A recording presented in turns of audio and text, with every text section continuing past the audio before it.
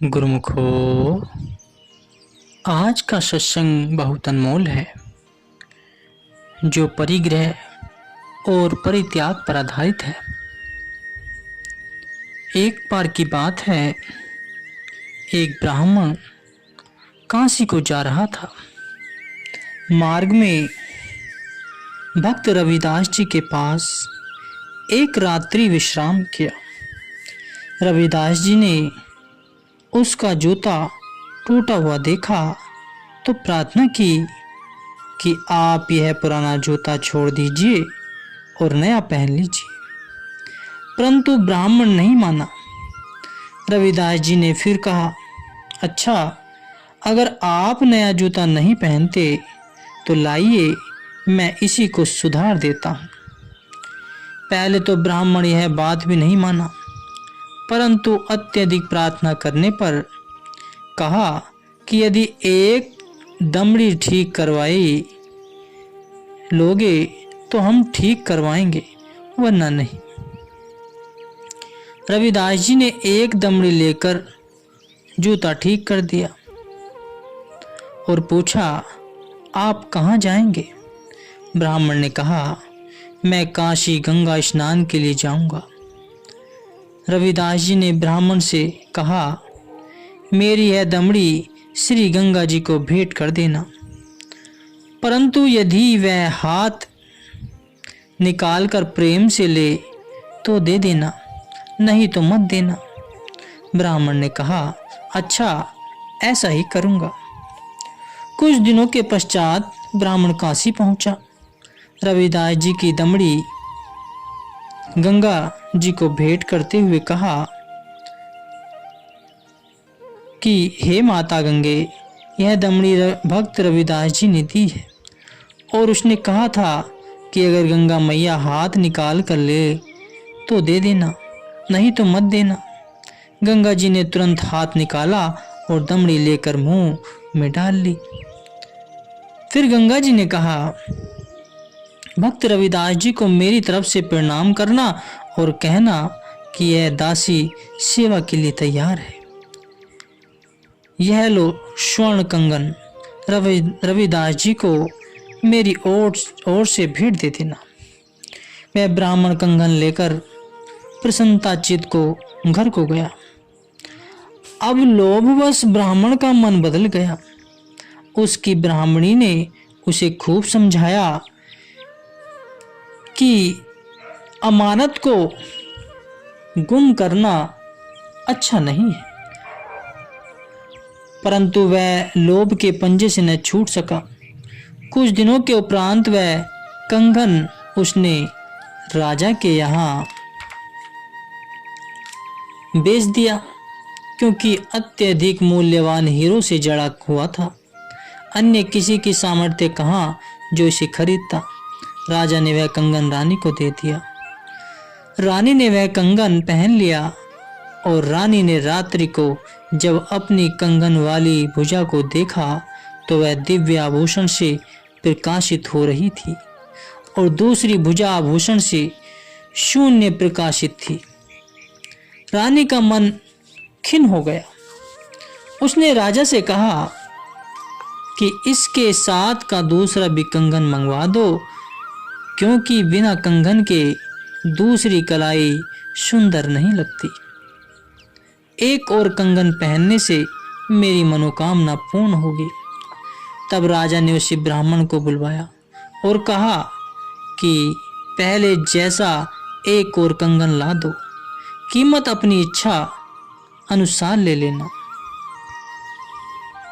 ब्राह्मण ने विनय की प्रार्थना की कि महाराज, यह कंगन तो मुझे अति कठिनता से मिला था।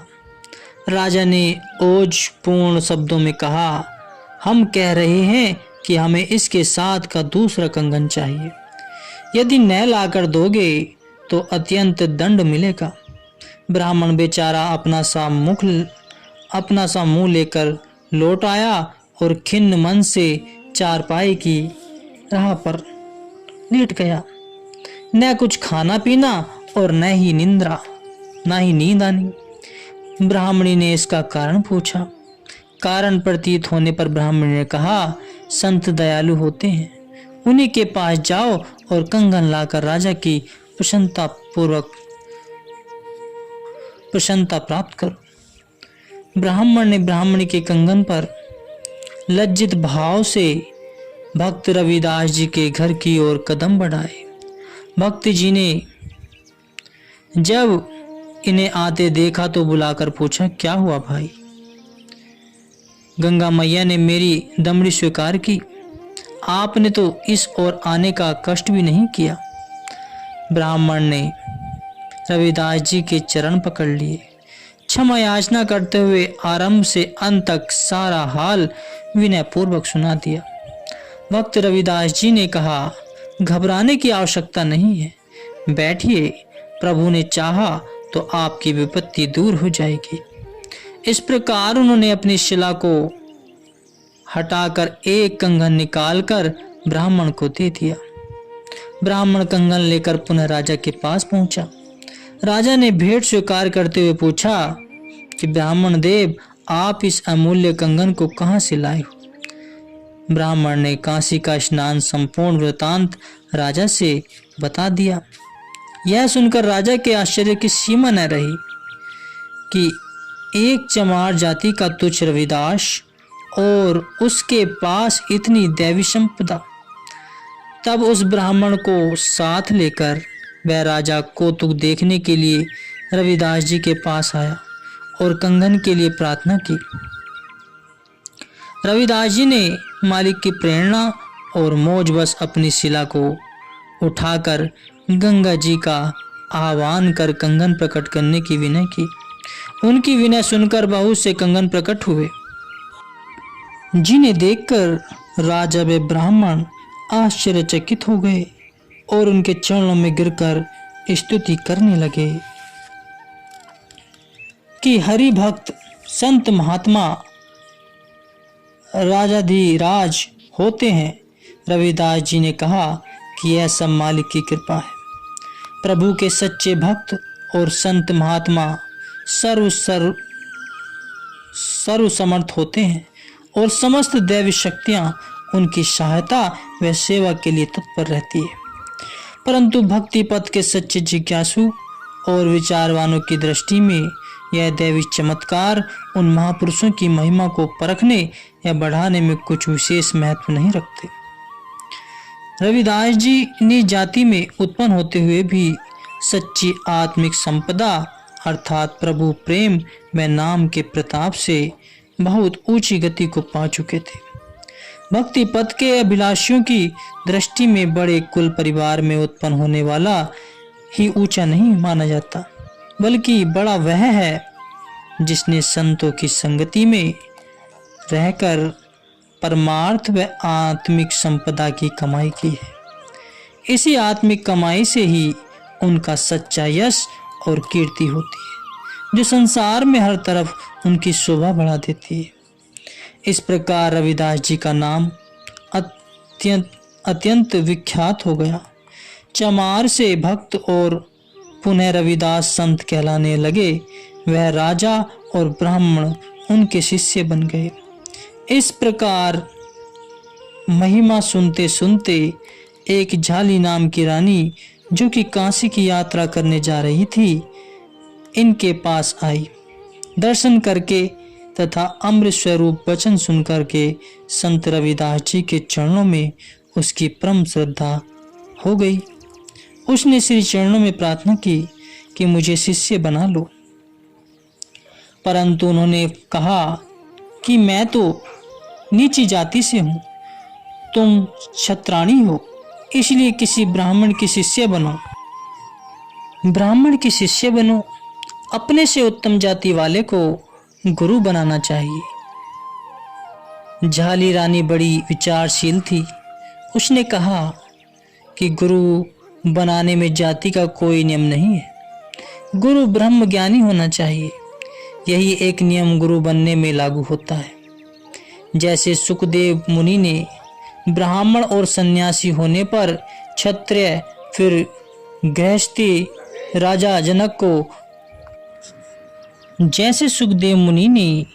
ब्राह्मण और सन्यासी होने पर क्षत्रिय फिर गृहस्थी राजा जनक को गुरु धारण किया।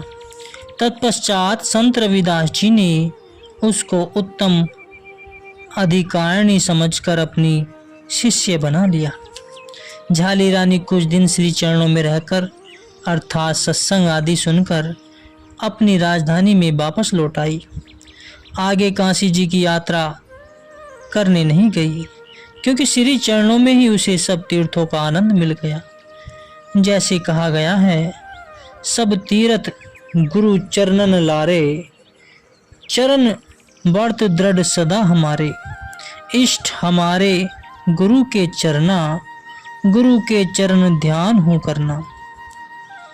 रानी को अब राजमहल में रहना कठिन हो गया। हर समय वह उपराम सी रहने लगी। तो राजा ने कारण पूछा। रानी ने कहा कि मैं संपूर्ण महिमा कह सुनाई। तो राजा के मन में भी संत रविदास जी के प्रति श्रद्धा उत्पन्न हो गई और उसे दर्शनों की लालसा होने लगी। राजा ने अपने मंत्रियों को बुलाकर कहा कि जाओ, श्री रविदास जी को नम्रता पूर्वक प्रार्थना से मनाकर बड़ी धूमधाम के साथ अपनी राजधानी में ले आओ। आज्ञा मानकर मंत्री संत रविदास जी के पास गए और अति नम्रता पूर्वक प्रार्थना कर मनाकर उन्हें बड़ी धूमधाम से अपनी राजधानी में ले आए। उनके अमृत वचन सुनकर तथा पावन दर्शन पाकर सबका चित्त शांति स्वरूप हो गया। अब राजा ने लाखों रुपए खर्च करके यज्ञ एवं भंडारा करवाया तथा सब देशों के पंडित बुलवाए। वह उन्हें यह भी कहला भेजा कि एक एक मोहर दक्षिणा में दी जाएगी। वहां तो लाखों ब्राह्मण एकत्र हो गए। यज्ञ के बाद जब भंडारा तैयार हो गया तो पंक्तियां लगाई गईं। तब जाति अभिमानी ब्राह्मण को यह विदित हो गया कि राजा के गुरु रविदास नीचे जाति के हैं, जो कि हमारे साथ हमारी पंक्ति में बैठकर भोजन करेंगे। तो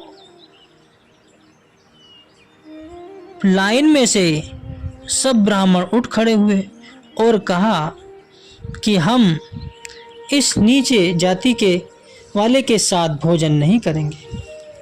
राजा ने पहले तो उन ब्राह्मणों को बहुत समझाया कि भक्ति में ऊंच नीच का कोई भेद नहीं होता, परंतु जब ब्राह्मण न माने तो राजा ने निवेदन किया कि वे अपने गुरु रविदास जी के लिए उनसे दूर अलग आसन बनवाएं, क्योंकि ब्राह्मणों को भोजन किए बिना लौटाना भी राजा के लिए ब्राह्मणों का अपमान था।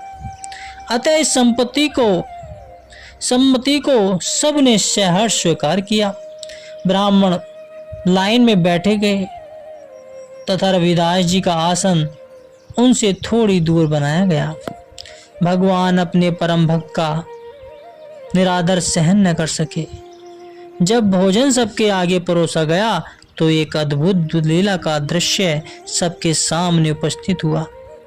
ठाकुर जी एक एक ब्राह्मण के बीच में एक एक रविदास बनकर बैठ गए।